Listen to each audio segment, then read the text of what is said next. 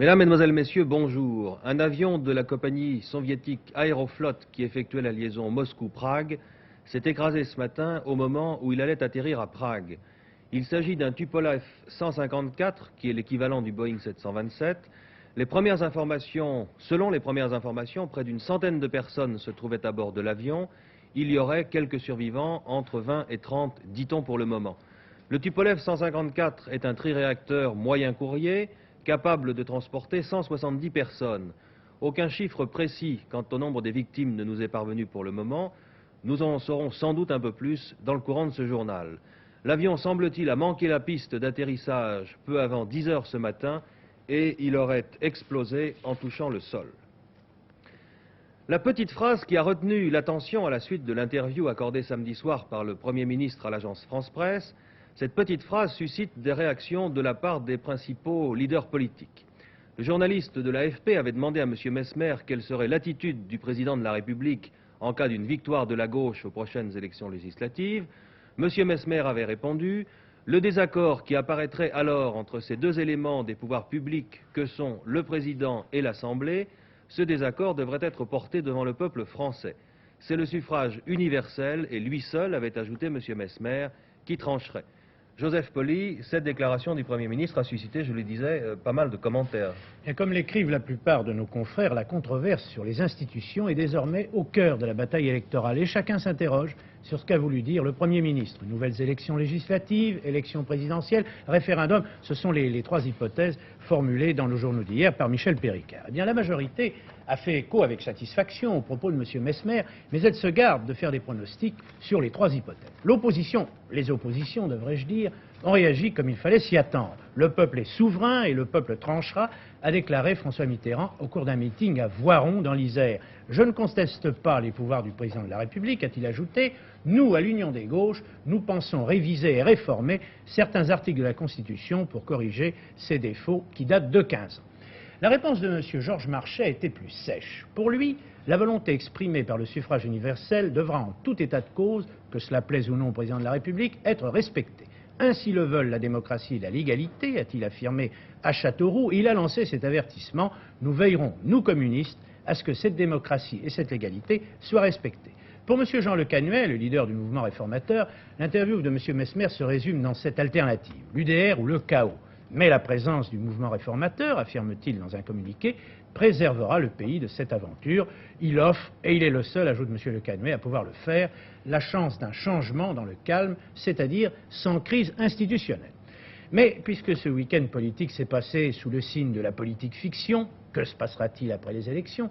Intéressons-nous à l'interview accordée par M. Michel Rocard, secrétaire national du PSU, au Nouvel Observateur ce matin. Les élections ne sont pas tout, explique M. Rocard. La victoire de la gauche provoquera un chaos psychologique énorme, comparable aux situations que nous avons connues sous le Front populaire à la Libération ou en mai 68.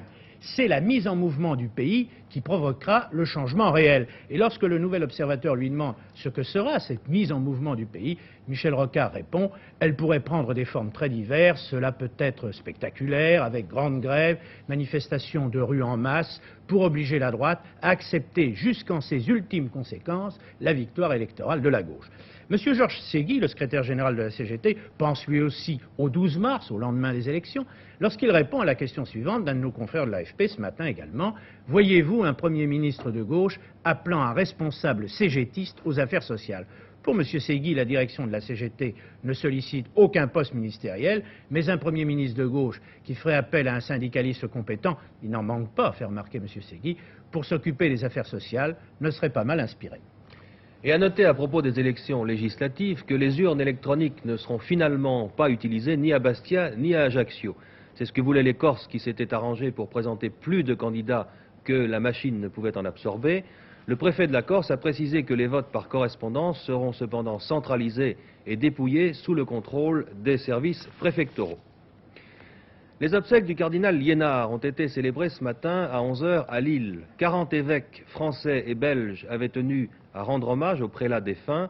Le cardinal Marty et M. Maurice Schumann, ministre des Affaires étrangères, notamment assistaient à cette cérémonie. Le conseiller spécial du président Nixon, M. Henry Kissinger, est à Tokyo depuis ce matin. Le conseiller spécial du président Nixon vient de passer 5 jours à Pékin. 5 jours au cours desquels il a eu une trentaine d'heures d'entretien politique, principalement avec M. Chou En-lai, mais aussi hier pendant 2 heures avec le président Mao Tse-tung. L'atmosphère très cordiale de ces entretiens laisse à penser que des mesures concrètes vont résulter de ce contact presque au plus haut niveau entre Américains et Chinois. On parle de plus en plus de la possibilité d'une représentation permanente américaine en Chine, par exemple l'ouverture d'une mission commerciale.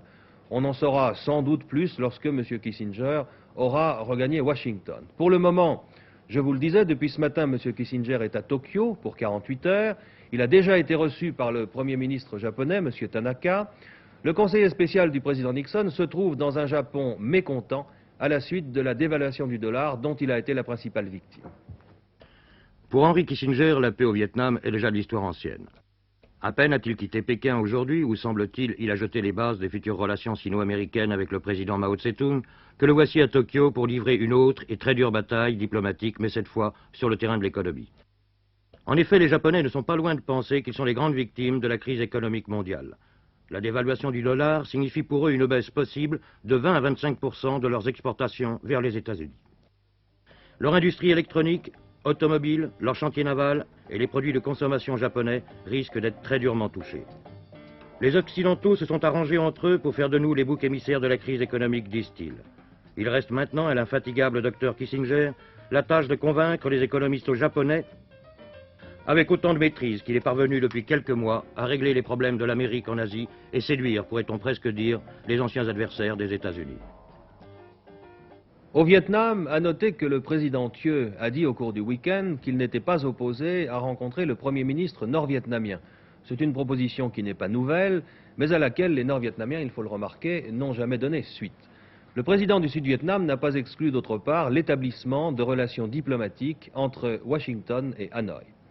De son côté, Mme Nguyen Thi Binh, le ministre des Affaires étrangères du GRP, poursuit une tournée diplomatique à la suite de la signature des accords de paix à Paris.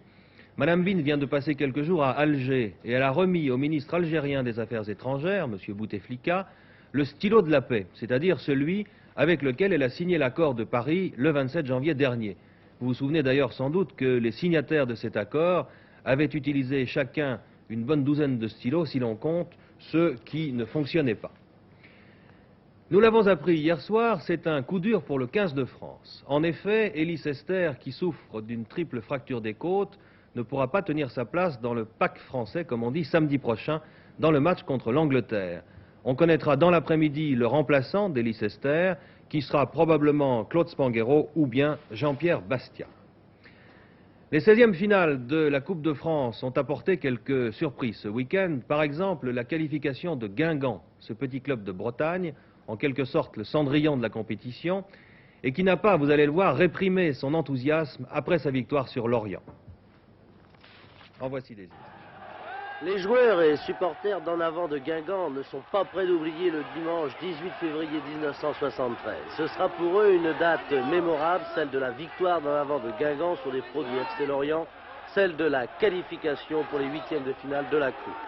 Certains joueurs, tel Schmitt, vous venez de le voir, en pleuraient de joie hier après-midi au stade de l'Armoricaine de Brest.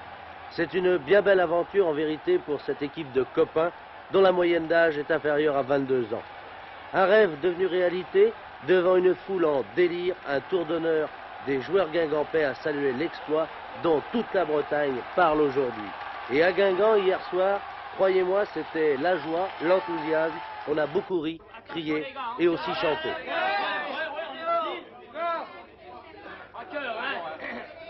Sous les pros de Guingamp, voici les rouges à l'Orient. Allez, allez, les petits gars d'en avant, les gars de l'Orient ne sont pas tellement grands.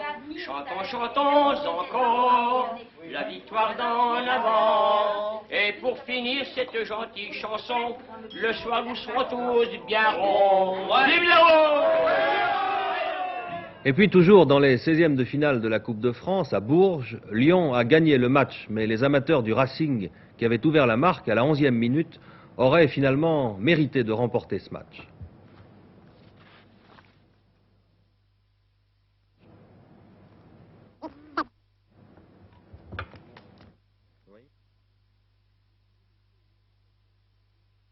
Beaucoup d'émotions hier au stade Sérancourt de Bourges pour les supporters du Racing, ce vieux Racing Club de Paris, 5 fois vainqueur du trophée il y a bien longtemps. Mais ici, c'est pourtant Modeste, le numéro 9 du Racing, qui ouvre la marque. C'est l'enthousiasme chez les Parisiens et c'est justice car les pros lyonnais sont méconnaissables. Le tournant du match se situe à la 50e minute, la défense du Racing est en déroute. Dinalo exploite ce cafouillage, efface son vis-à-vis, c'est l'égalisation. Nous revoyons ce but marqué un peu contre le cours du jeu car jusqu'à cet instant le Racing avait dominé son adversaire lyonnais. 1 à 1, les Parisiens semblent abattus par ce but et avant de se reprendre, ils vont accumuler les fautes en défense malgré Busier omniprésent. C'est sur l'une de ces fautes que Chiesa passe en profondeur à Lacombe, parti à la limite du hors-jeu et qui donne l'avantage à Lyon. Vous allez revoir ce but de Lacombe. Le Racing sera encore dangereux en fin de partie, aurait au moins mérité de jouer les prolongations. À Vittel que se sont déroulés pendant le week-end les championnats de France d'athlétisme. Des championnats qui ont mis en vedette Sylvie Tellier. Sylvie Tellier a en effet égalé la meilleure performance mondiale sur 60 mètres. Guy Dru, de son côté, s'est distingué dans l'épreuve du 60 mètres haies. En voici quelques images.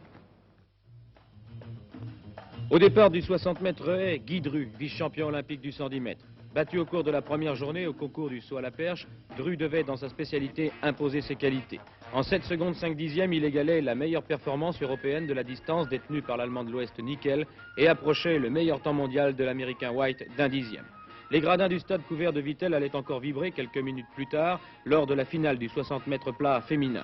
Sylvie Tellier, au cours de la première demi-finale de cette épreuve, avait déjà égalé la meilleure performance mondiale en 7 secondes 1 dixième.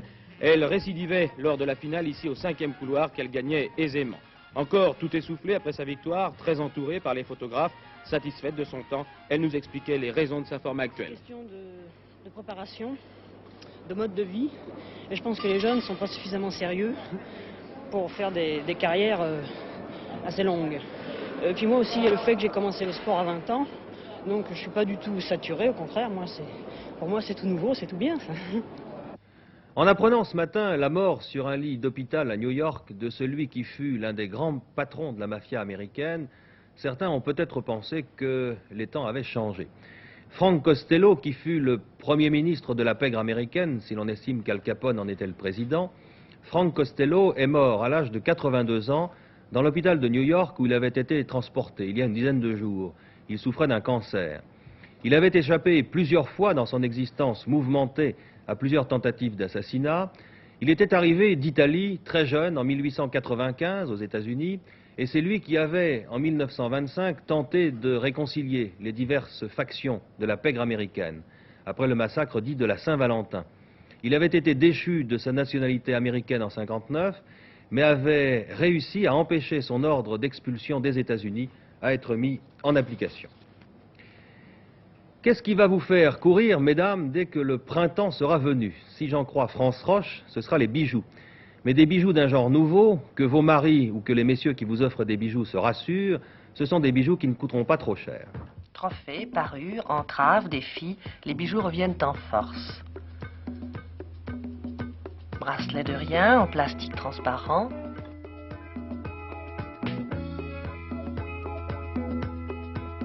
Ou gravé de poids.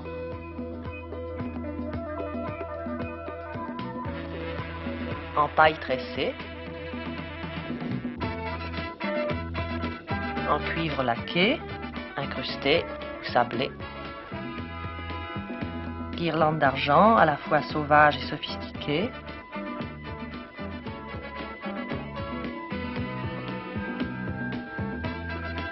Ou cerceau de métal.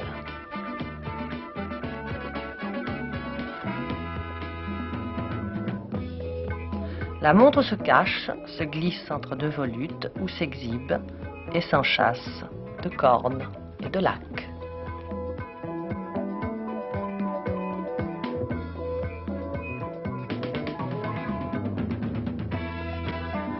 La bague est diaphane, serpentine, art déco, romaine, exotique, carrée, tricolore ou mérovingienne.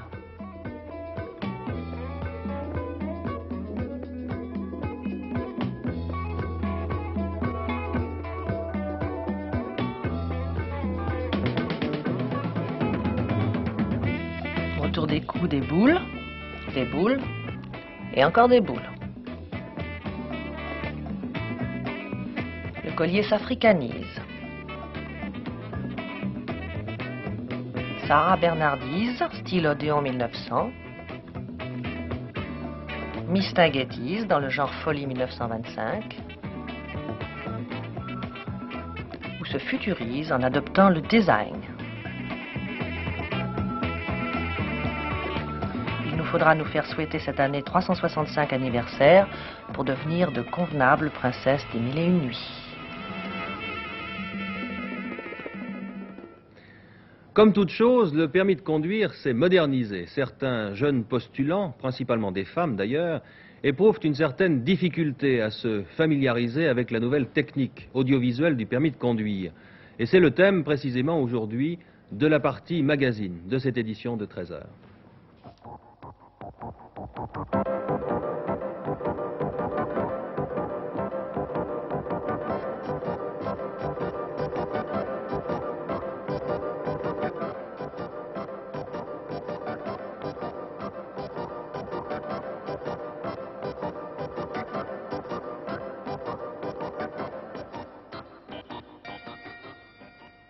Eh bien, pour chacun d'entre nous, le permis de conduire se limite en général à ce papier rose en 3 volets, marqué permis de conduire, bien entendu, et qui n'est pas toujours facile d'avoir.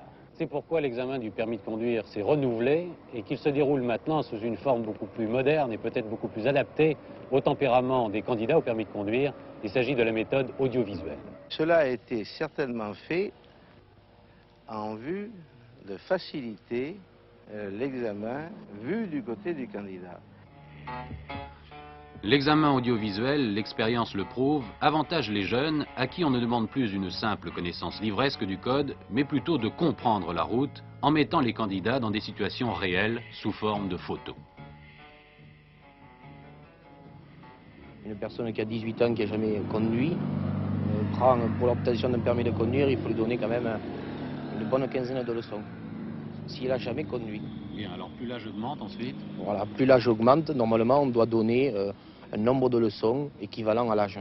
Voyez. Et ça peut aller jusqu'à combien de leçons par exemple? Ah bien, vous avez des gens par exemple d'un certain âge qui arrivent à prendre jusqu'à 50 leçons.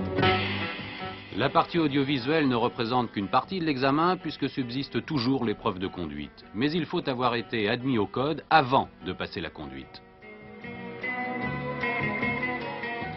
Il faut obliger les gens à venir régulièrement à des leçons de code.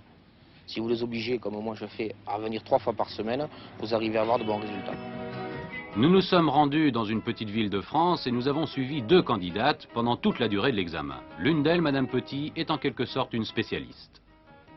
Vous avez passé le permis de conduire combien de fois?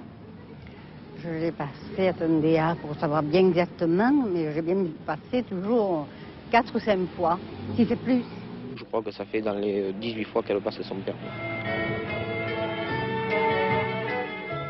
Nos 2 candidates, Madame Petit et Madame Vachon, se trouvent dans ce groupe, attendant le moment fatidique de l'examen proprement dit, et voyons avec elles comment il se déroule.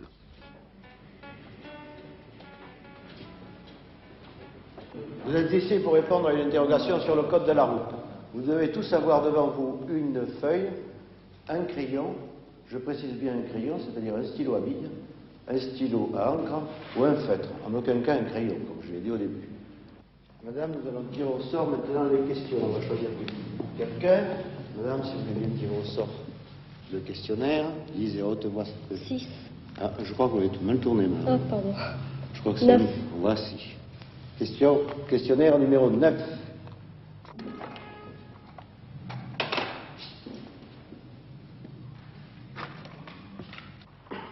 Maintenant, nous allons procéder au remplissage de la feuille de renseignement. Vous allez bien regarder sur l'écran. Ici, en haut, à gauche, vous avez une case réservée à la date. Vous inscrivez la date d'aujourd'hui, c'est-à-dire le 9, 11, 72. Vous avez une case au centre, centre d'examen. Vous inscrivez Villeneuve, les Avignon. Et maintenant, nous allons passer les diapositives de la partie initiation à la méthode. La bonne réponse, ici, c'est A. Vous devez faire une croix exactement comme vous le voyez sur la diapositive. Si jamais vous êtes trompé, Vous voyez que le candidat, là, s'était trompé, il avait fait une croix sur la lettre B.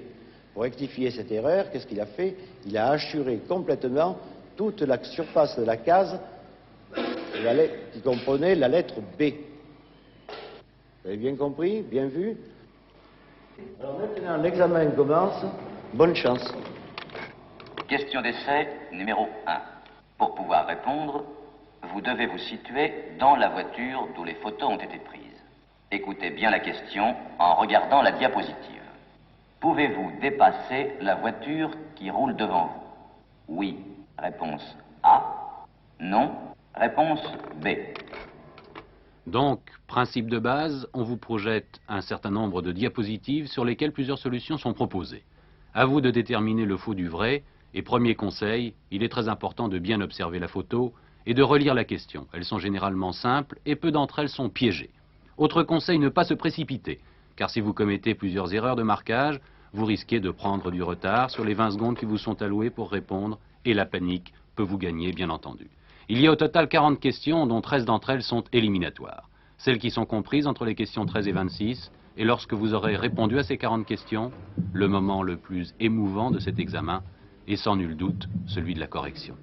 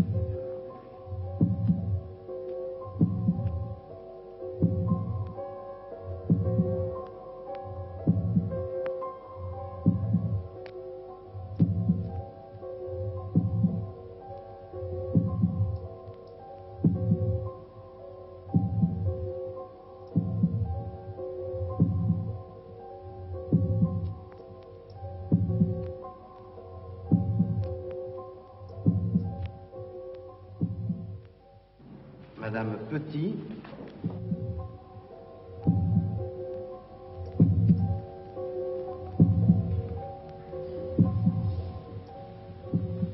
Vous avez 30 points, madame. Il vous manque 2 points. Vous avez fait une faute, éliminatoire, ici une seule, sur les dépassements. Sur le déplacement. Oui, madame. Et quand même, je crois que c'est nettement mieux que l'autre fois. Oui. Mais ça progresse. Ça progresse. Merci.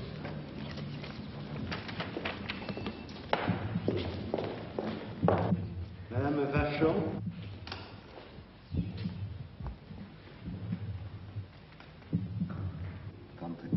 Et une seule faute éliminatoire, c'est bon, madame. Vous serez convoqué dans une dizaine de jours pour la conduite. D'accord. Au revoir, monsieur. Si nous prenons l'exemple qui nous a été fourni au cours de cette matinée, il y a eu 2 séances audiovisuelles à Villeneuve-les-Avignon. La première a donné les résultats 10 favorables, admissibles, 4 à journée. Et la seconde, avec un questionnaire différent, les résultats exactement inverses. C'est-à-dire que nous avons eu 4 admissibles et 10 à journée. Je ne crois pas que cela vienne de différence de niveau entre les 2 questionnaires.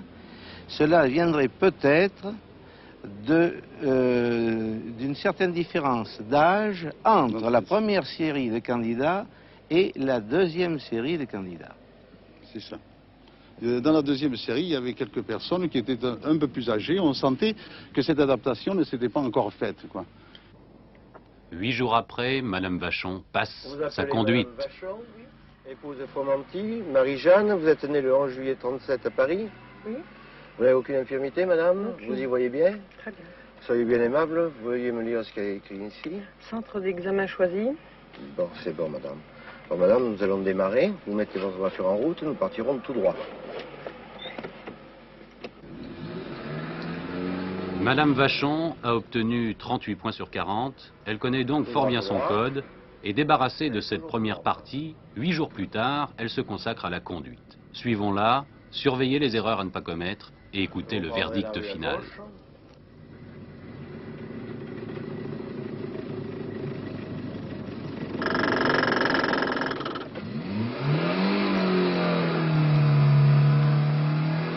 Alors, madame, vous êtes en troisième, votre voiture est à 10 à l'heure, elle ne peut pas monter.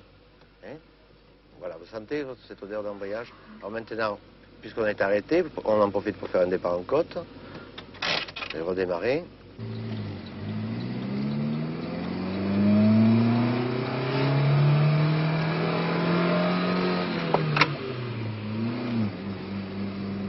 Vous avez une intersection ici, vous allez tourner sur votre gauche.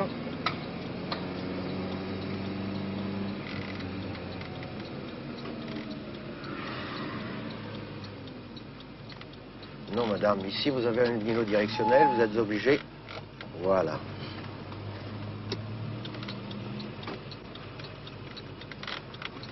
Vous allez tout droit, madame.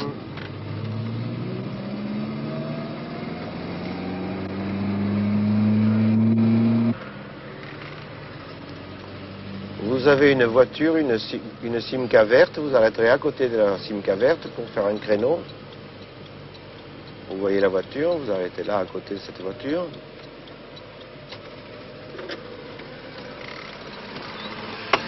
Vous me faites un créneau.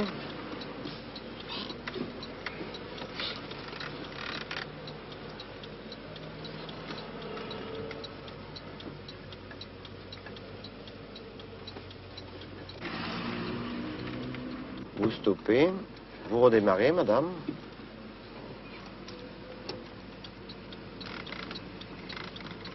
Vous irez tout droit.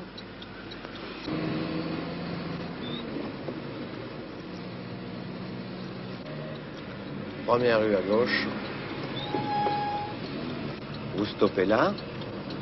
Stop, stop, stop, stop, stop, stop. Vous arrêtez. Voici, vous avez fait quelques fautes en conduite, vous les avez vues. Il y en a une, vous avez calé parce que vous étiez en troisième et dans une côte. Nous avons fait un départ en côte, vous avez reculé parce que vous étiez au point mort. La troisième faute que vous avez faite, c'est que vous êtes arrivé dans une intersection, il y avait un îlot directionnel, vous avez pris cet îlot directionnel par la gauche au lieu de prendre à droite. Voici, madame. Alors je regrette, vous reverrez la prochaine fois. Tout à fait normal. Au revoir, madame. Au revoir, monsieur, merci. Ce papier vous donne, en principe, l'autorisation de pouvoir conduire un véhicule. Bien entendu, le véhicule, vous pouvez le choisir. Vous pouvez choisir aussi votre façon de conduire. Et il faut tout de même vous signaler que ce permis peut être enlevé. Ce n'est pas un papier définitif, c'est simplement la sanction d'un examen. Mais cet examen, il faut le conserver tout au long des années pendant lesquelles on pratique la conduite. Merci Bernard Gollet. Il est temps de rejoindre maintenant à la Bourse de Paris Michel Tardeux qui nous y attend. À vous la Bourse. Oui, Claude, la bourse est un petit peu incertaine. Elle est à l'image du temps de Paris, précisément, où on ne sait pas trop si c'est la pluie ou l'éclaircie.